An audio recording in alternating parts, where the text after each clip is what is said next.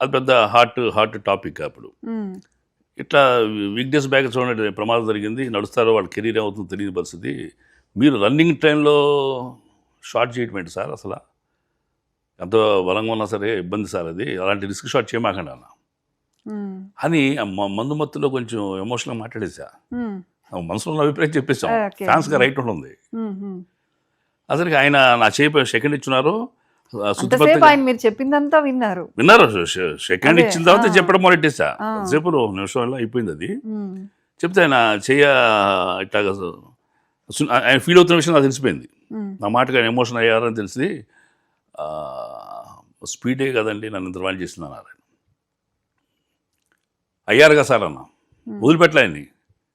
కాకపోతే ఆయన brain wash చేసి నేను యాక్షన్స్ మళ్ళీ చేయాలంటే స్టేట్మెంట్ ఇవ్వాలంత ఎమోషనల్గా ఉన్నా నేను.